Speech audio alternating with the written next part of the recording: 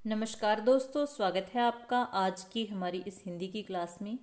आज की जो हमारी क्लास है स्पेशल चंडीगढ़ पीजीटी हिंदी के लिए रहेगी। जो चंडीगढ़ में पीजीटी की वैकेंसी आई हुई है उसमें हिंदी की जो 10 पोस्ट हैं उसकी ये क्लास रहेगी। सिलेबस हमने देख लिया है। सिलेबस कहें तो काफ़ी सारा है, जिसमें बहुत सारा काव्य शास्त्र भी दे रखा है, ध्वनि विज्ञान, भाषा विज्ञान, अर्थ विज्ञान, मतलब बहुत सारी चीज़ें दे रखी हैं।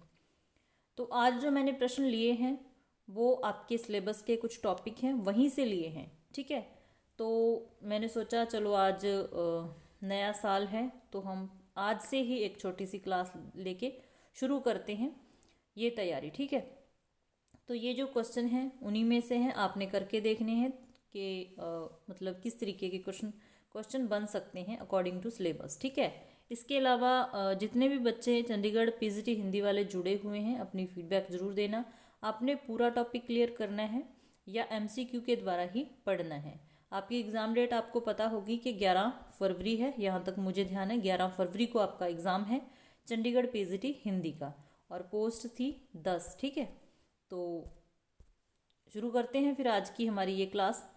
सबसे पहला प्रश्न है, भाषा के बारे में आपने पढ़ना है तो भाषा से एक आधी परिभाषा आपसे पूछी जा सकती है।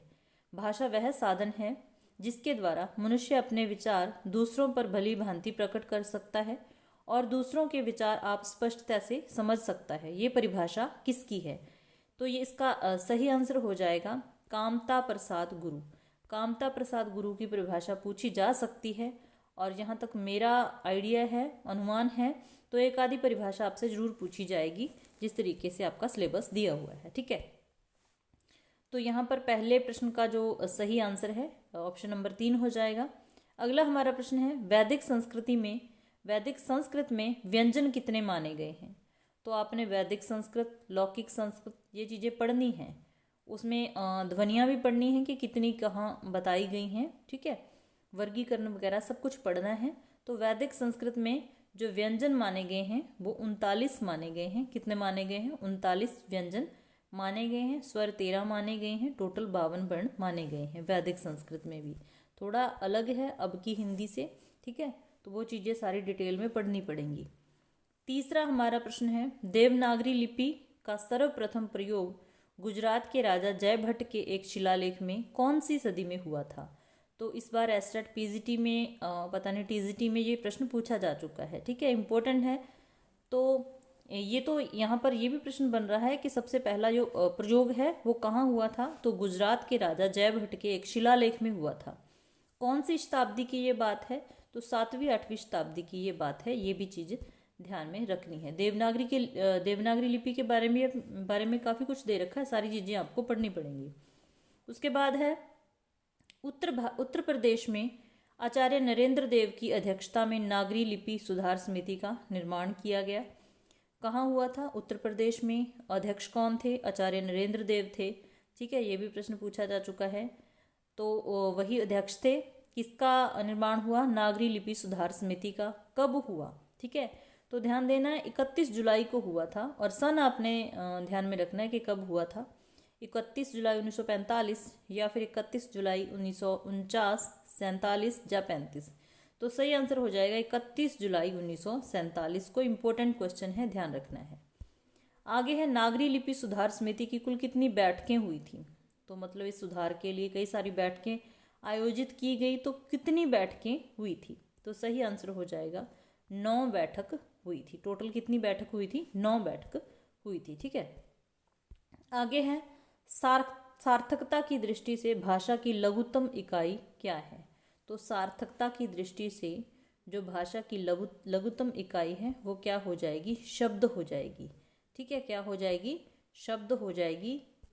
वैसे तो आसान प्रश्न है, लेकिन आपको पढ़ना सब कुछ पड़ेगा। जो भी आपके सिलेबस में दिया हुआ है सारी चीज़ें पढ़नी पड़ेंगी। और जो चंडीगढ़ का पेपर होता है ज़्यादा मुश्किल नहीं आता है। अकॉर्डिंग टू सिलेबस आपको क्वेश्चन मतलब देखने को मिलेंगे, और अच्छे से तैयारी करोगे तो आराम से हो जाएगा। ये जो 1 महीना कह लीजिए, 1 महीना तो मतलब पढ़ने के लिए पढ़ा, बाकी कुछ दिन रिविज़न के लिए भी मिल जाएंगे, ठीक है। और ये जो समय है, जैसे शीतकालीन अवकाश चल रहे हैं, तो जो भी मतलब जॉब में है उसको भी टाइम मिल सकता है अपनी तैयारी को बेहतर करने के लिए। अगला हमारा प्रश्न है, निम्न में से कौन सा एक ध्वनि के गुणों के अंतर्गत नहीं आता। तो कुछ जैसे ध्वनि विज्ञान पढ़ना है तो उसमें ध्वनि के गुण क्या हैं, पक्ष क्या हैं, वो चीज़ें पढ़नी पड़ेंगी। ठीक है, तो ध्वनि के गुणों में कौन सा नहीं आता, मात्रा आती है, स्वर आता है, वृत्ति आती है, संवहन नहीं आता। इसकी जगह पर क्या आता है, आघात आता है। ठीक है, आघात। तो ये हो जाएंगे ध्वनि के 4 गुण। ठीक है, तो ये जो संवहन है ये 3 पक्ष हैं उसके अंतर्गत आएगा। ठीक है, तो इन चीज़ों का भी आपने ध्यान रखना है। उसके बाद अगला हमारा प्रश्न है, 16वीं 17वीं शताब्दी के युग को हिंदी काव्य का स्वर्ण युग किसने माना है। हर एग्ज़ाम में ये रिपीट होता है प्रश्न, तो आपके लिए भी इम्पोर्टेंट है, ध्यान रखना है। तो 16वीं 17वीं शताब्दी के युग को हिंदी काव्य का स्वर्ण युग कहने वाले कौन हैं, मानने वाले कौन हैं, तो जॉर्ज ग्रियर्सन हो जाएंगे। ठीक है, ऑप्शन नंबर 3। नेक्स्ट हमारा प्रश्न है, आदिकाल को वीरकाल नाम देने वाले कौन हैं। तो आदिकाल के नामकरण से एक प्रश्न आना लाजमी कह लीजिए, या फिर हिंदी साहित्य के इतिहास का नाम पूछ लिया जाता है। ये तो मतलब मोस्ट इम्पोर्टेंट कह लीजिए, चाहे तो एक इतिहास का नाम देके आपसे पूछा जाएगा ये इतिहास किसका है, या मैच करने में आ जाएगा, या फिर आदिकाल का नामकरण से तो पूछा ही जाता है। तो वीरकाल किसने कहा है आदिकाल को, ये भी एस्टेट में पूछा गया प्रश्न है। तो कौन है ये वीरकाल कहने वाले आदिकाल को, आचार्य विश्वनाथ प्रसाद मिश्र। ठीक है, विश्वनाथ प्रसाद मिश्र जी ने आदिकाल को वीरकाल कहा है। उसके बाद है, मिश्र बंधु विनोद के चतुर्थ भाग का प्रकाशन कब हुआ था। तो मिश्र बंधु विनोद के 3 भागों का प्रकाशन पहले हो गया था 1913 में, और चतुर्थ भाग का जो प्रकाशन था वो कब हुआ था, 1934 में हुआ था। इम्पोर्टेंट है, ध्यान रखना है।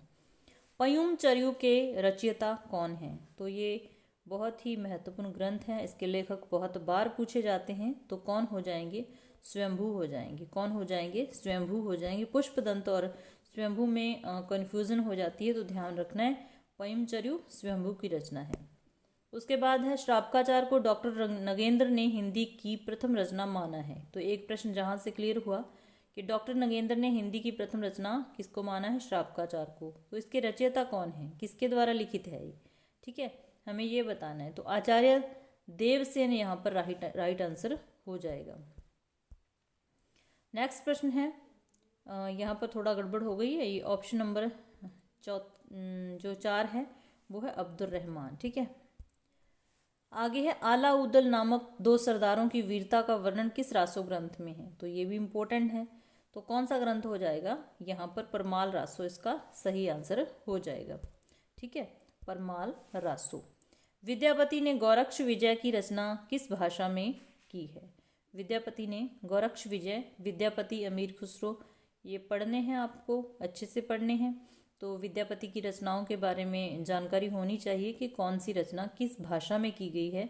तो विद्यापति ने गौरक्ष विजय की रचना की है मैथिली भाषा में। ठीक है, किस भाषा में की है, मैथिली में। ठीक है, ये सिर्फ क्वेश्चन मतलब आज 1 जनवरी था, तो मैंने सोचा कि हम आज से शुरू करते हैं, इसीलिए हैं। नेक्स्ट जो क्लास होगी आपको एक्सप्लेनेशन के साथ, बाकी आपकी जो चॉइस होगी, एमसीक्यू पढ़ने हैं या फिर बुक से ही पढ़ना है पूरा, तो वो बता जरूर देना। ठीक है, तो आज के लिए बस हमारे ये 15 ही प्रश्न थे। 15वां प्रश्न है, अमीर खुसरो ने दिल्ली के सिंहासन पर कितने राजाओं का आरोहण देखा। तो ये भी काफ़ी इंपॉर्टेंट है, कितने राजाओं का आरोहण देखा था, 11 राजाओं का। ठीक है, तो ये थी हमारी आज की छोटी सी क्लास। ये जो प्रश्न थे वो सारे ही आपके सिलेबस में से थे, चंडीगढ़ पीजीटी हिंदी। ठीक है, इसके अलावा कोई भी एग्ज़ाम की आप तैयारी कर रहे हैं तो मतलब जो हिंदी का सिलेबस दे रखा है चंडीगढ़ वालों ने, तो बहुत ही मतलब काफ़ी सिलेबस दे रखा है, तो उसको अगर आप अच्छे से पढ़ लेते हो तो चाहे कोई भी एग्ज़ाम दे दो, आपके लिए बेस्ट रहेगी, बेस्ट आपकी तैयारी हो जाएगी। ठीक है, इसके अलावा डीएसएसबी में भी पीजीटी हिंदी की कुछ एक वैकेंसी है, तो उसके लिए भी आप इस क्लास को देख सकते हैं। इसके अलावा चाहे कोई मतलब पंजाब में टीजीटी पीजीटी की है, चाहे कहीं भी है, एस्टेट की तैयारी कर रहे हो, तो ये क्लास आपके लिए हेल्पफुल रहेगी। क्लास अच्छी लगे तो लाइक ज़रूर कर देना, चैनल पर नए हो तो चैनल को भी सब्सक्राइब कर लेना। हम लोग पढ़ते रहते हैं हिंदी, चाहे एनसीईआरटी हो, चाहे हिंदी व्याकरण हो, मिलते हैं फिर ऐसी ही नेक्स्ट क्लास में। क्लास देखने के लिए धन्यवाद।